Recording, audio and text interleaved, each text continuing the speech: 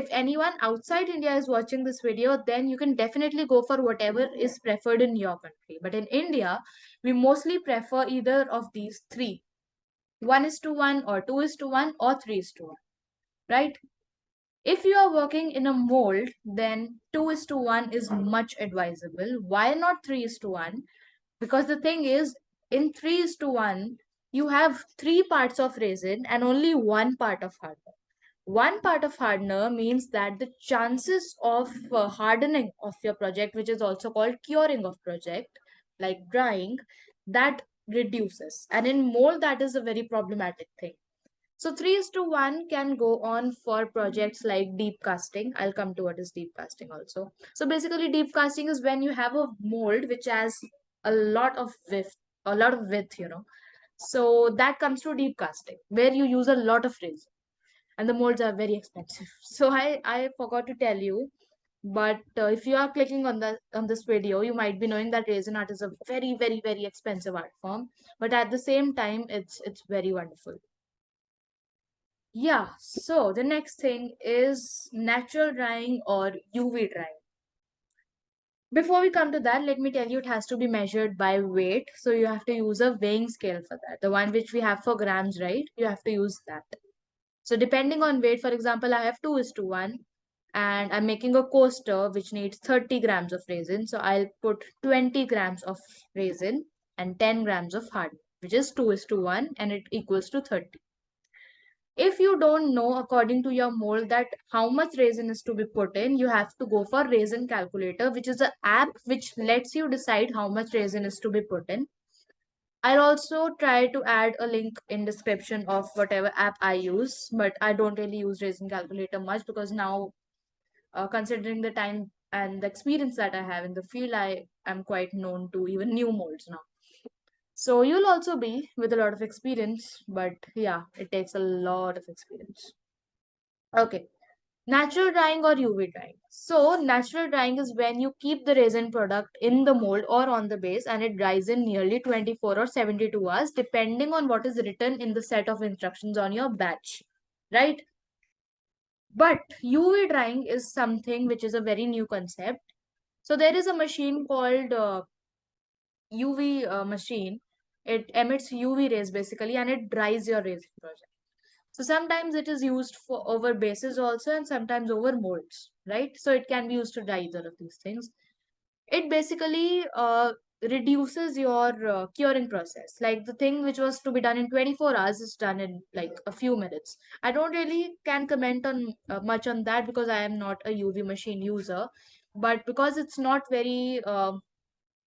a very harmful thing for your skin and it's not really advised, especially to children. So natural dyeing is always best. It's usually UV things, they're used for people who are in business.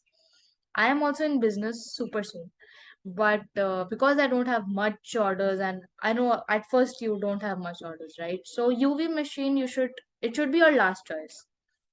And yeah, there is something called UV resin also. There are different types of resin. So UV resin is the resin which cures really, really, really fast, and it has some different kind of chemical composition, depend not the one which I have, epoxy, it's different.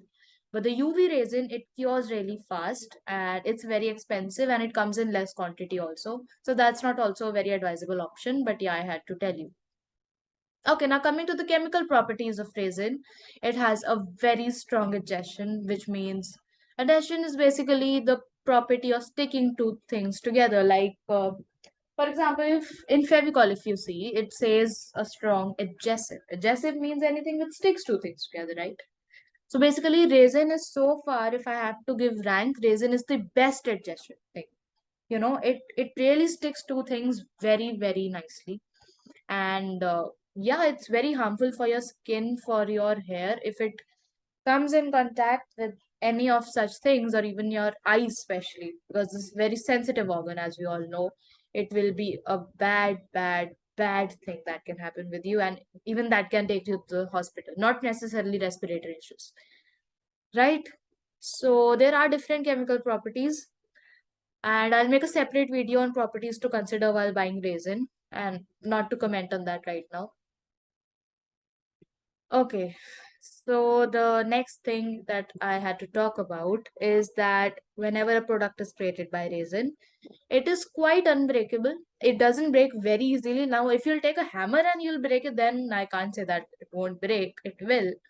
But the thing is, it doesn't break very easily because resin is a product. Now, listen very carefully. It is neither plastic nor glass, right? Glass breaks easily. Plastic, you have to like torn it now. So that's not happening in case of resin. It's a very different product. When you touch it, then you feel it, right? It sounds like a quote though, because I'm not sure also. Bear with me. So it's quite unbreakable and not easily affected by heat. That's why coasters and trays are being made out of it because you cook, you put hot beverages on that, right? Okay, coming to the tips of resin art. Now, I think that also needs another video because I have my art diary with me and it has a whole lot of pages on the tips only.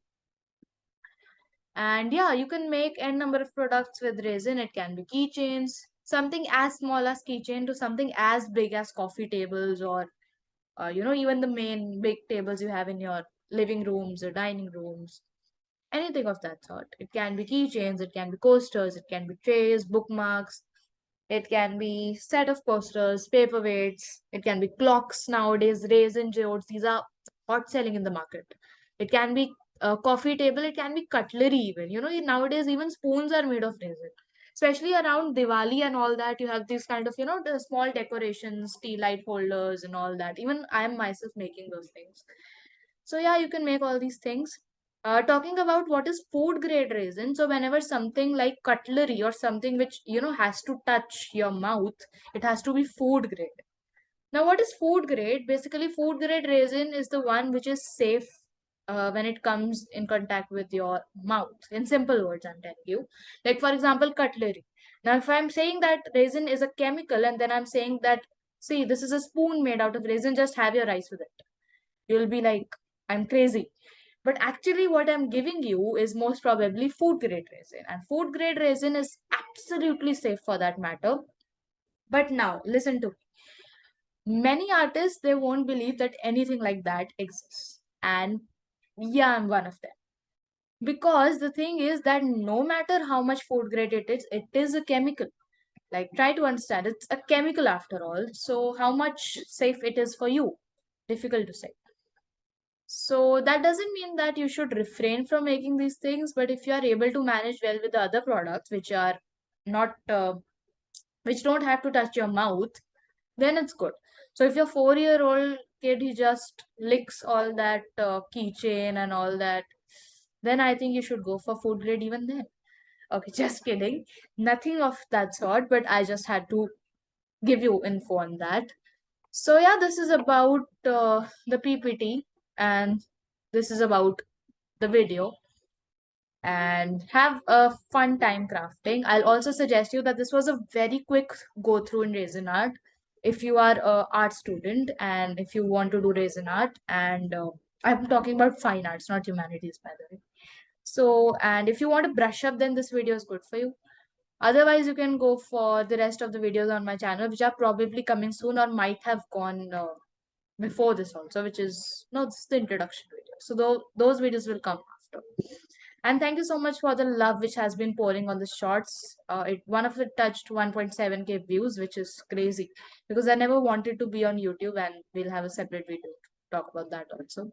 So yeah, if you're talking about what I made with resin, you'll get to see it soon. For that, you'll have to tune to my Instagram, which is of art and craft. It's skbcreations.by Sehaj.